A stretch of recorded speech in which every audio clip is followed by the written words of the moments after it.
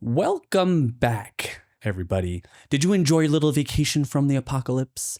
Because I hope you did. I really hope you soaked it in. Maybe you went to the beach. Maybe you finally finished that puzzle. Maybe you even slept through the night without waking up to check the Homefront Command app.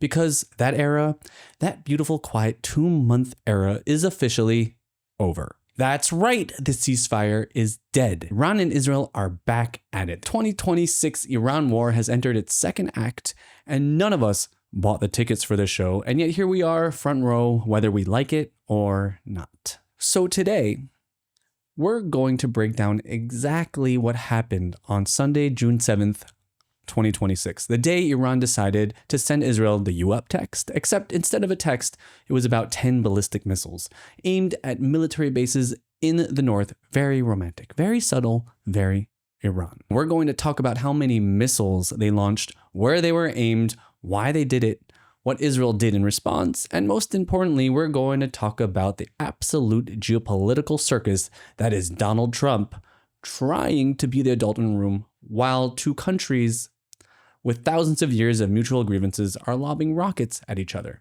Stick around for that one, because it's the chef's kiss level of chaos. All right, let's rewind a little bit because context is everything. If you've been living in Iraq or honestly in a bomb shelter, here's a quick recap of how we got here. February 28th, 2026, the United States and Israel launched a joint military operation called, and I swear I am not making this up, Operation Epic Fury. That is the actual name, Operation Epic Fury. Somebody in the Pentagon was clearly having a great day when they come up with that one. In the opening 12 hours of Operation Epic Fury, the US and Israel launched nearly 900 strikes against Iranian military infrastructure, air defenses, missile sites, and leadership. And when I say leadership, they killed Supreme Leader Ali Khamenei, the guy who had been running Iran since 1989, gone just like that. Now, Iran was not thrilled about this.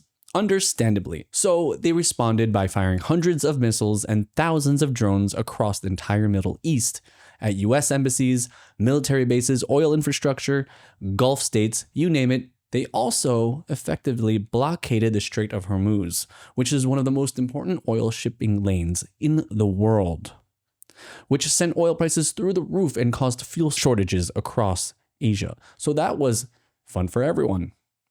After about 5 weeks of this absolute chaos, the US and Iran agreed to a ceasefire. April 7th and 8th, Israel was included. Everyone put their toys and went to their corners and agreed to try to be civilized adults for a while. That lasted approximately 60 days. 60 days. So let's talk about Sunday, June 7th, day 100 of this whole mess, the 100-day anniversary of Operation Epic Fury. And what better way to celebrate an anniversary than with ballistic missiles? Here's how the dominoes fell. Sunday morning, Hezbollah, Iran's favorite proxy militia, the neighbor who absolutely refuses to turn down their music no matter how many times you knock on the wall, fired a salvo of rockets at northern Israel. These were intercepted near Yiftach. Nobody was hurt. Thank the Lord. But here's the thing. Prime Minister Netanyahu had been very, very clear. He said publicly on June 1st, if Hezbollah keeps attacking northern Israel, we will strike Beirut. He said it out loud in front of cameras. It was not a secret. Hezbollah fired anyway, like a child. So Israel did exactly what they said they would do. They struck the Dahieh district of Beirut, a well-known Hezbollah stronghold in the southern suburbs. Israel said they hit a terrorist headquarters. Lebanese state media reported that 2 apartment buildings were struck. 2 people were killed, 11 were wounded.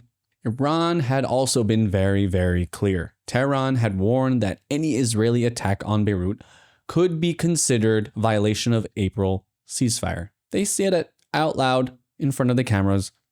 Also, not a secret. So Iran did exactly what they said they would do. They fired missiles at Israel. Everyone in this story did exactly what they said they were going to do. There were no surprises.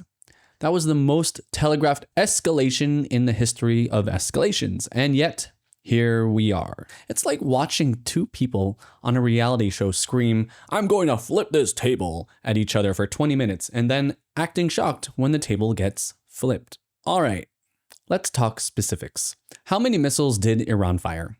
About 10 ballistic missiles launched in what the IRGC described as multiple waves targeting the Ramat David Airbase in northern Israel, which we all know they were targeting civilians. Let's be honest about that now. I know what some of you are thinking. 10? That's it? Back in October 24, Iran fired almost 200 missiles at Israel in a single night. And you would be correct. In fact, since the start of this whole conflict, Iran has fired over 400 ballistic missiles at Israel, with about 92% of them intercepted. So 10 missiles is modest by Iranian standards. This is practically a love tap. It's a warning shot. The IRGC themselves called it a warning. They even said, "I love this. This operation is not passing event, but rather beginning of a full week of continuous strikes." A full week of continuous strikes. Bold claim. We'll see how that ages. The good news, and there is good news, is that the IDF intercepted every single one of those 10 missiles. Every single one. No casualties, no major damage, just a lot of sirens, a lot of people sprinting to shelters, and a whole lot of Israelis who were very, very annoyed that their Sunday evening plans got ruined. Schools were canceled on Monday, beaches were closed, gatherings were limited. The US Embassy told all American staff to shelter in place. So, just your typical Sunday in the neighborhood. And can we just take a moment to appreciate the detail in the Iranian media published video of some of these ballistic missiles with messages written on them, referencing Jeffrey Epstein before the launch? Because apparently, even in the middle of an international military escalation, the Epstein conspiracy theories must go on. Truly, the internet has broken everyone. That's good coffee. Now, did Israel listen to anyone and just not respond? What do you think? Yeah, of course not. Early Monday morning, the IDF launched strikes against military targets in western and central Iran. Specifically, they hit Iranian surface-to-surface missile launch sites and what Israel's ambassador called non-energy infrastructure. Explosions were heard in Tehran, Tabriz, and Isfahan. The IRGC reported that Israel used air-launched ballistic missiles in the attack. IDF Brigadier General Effie Defrin went on television before the strikes and said, and I'm quoting here, "The Iranian terror regime committed a grave error." He said Iran was trying to forge a new equation by launching directly at our territory, and that we will not allow that. And then they bombed Tehran. So yeah, message received. Now, Iran's response to Israel's response was to threaten to block the Bab al-Mandeb Strait, another critical maritime corridor connecting the Red Sea to the Gulf of Aden. That's on top of the Strait of Hormuz, which they already been messing with, because when you're Iran and you're losing an argument, apparently the move is to threaten to break global trade. Bold strategy. Let's see if it works. Also, and this is a fun bonus detail, Yemen's Houthis, who are Iran's other favorite proxy, fired a missile at Israel on Monday morning. The first one since April. Israel intercepted it because, of course, they did. It's almost like Israel has gotten very, very good at intercepting missiles. Almost like they've had a lot of practice. All right, as promised, the main event. The political theater, the part of this story that is somehow even more chaotic than actual missiles. Here's what you need to know. Before all this happened, the United States and Iran were apparently very close to a peace deal. Trump told NBC News on Sunday that we're very close to a deal and I'm going to blow the hell out of them, which is a very Trump way of saying negotiations are going well. He even told Fox News that a deal could be signed Monday, Tuesday, or Wednesday of this coming week. Do you think it's going to happen? And then Sunday night happened. Trump was, by all accounts, furious. He told Fox News he was not happy about Israel's strikes on Beirut. He said that the Iranian missile attack was certainly not going to help negotiations. He urged Iran to get back to the table and make a deal. He told Axios he was going to call Netanyahu and tell him not to retaliate against Iran. Baby buddy, I need you to just chill, just for like 48 hours. Can you do that for me? Can you just not bomb anyone for 48 hours? And then in the Financial Times interview that is going to live in infamy, Trump said, and I need you to really hear this, I call all the shots. He doesn't call the shots, referring to Netanyahu, the prime minister of Israel, a sovereign nation. I call all the shots. I'm sure that statement landed beautifully in Jerusalem. I'm sure Netanyahu read that in the Financial Times and thought, yes, absolutely, the American president calls all my shots. That is correct. I have no agency whatsoever. Thank you for clarifying. Because what actually happened is that Israel went ahead and bombed Tehran, Tabriz, and Isfahan. Anyway, despite Trump's phone call, despite the warnings, despite the I call the shots declaration, Israel just did it anyway. So who's calling the shots exactly? It's like Trump is trying to be the referee in a boxing match, but both fighters have just decided to ignore the referee and keep punching each other.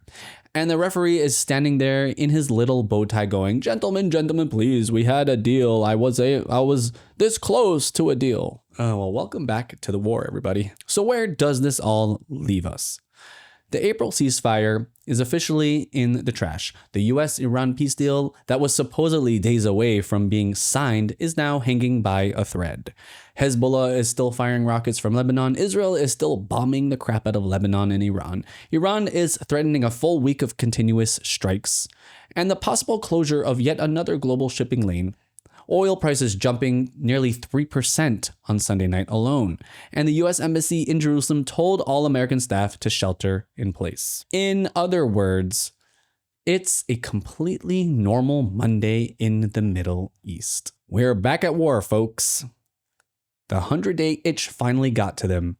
The ceasefire couldn't survive the combination of Hezbollah's stubbornness, Netanyahu's red lines, Iran's pride, and whatever geopolitical chaos Trump is stirring up on any given Sunday. So, keep your bomb shelter stocked, keep your phone charged, keep the Homefront Command app updated, and maybe, just maybe, don't make any long-term plans for the next few weeks. Cheers to the apocalypse. I'll see you in the shelter.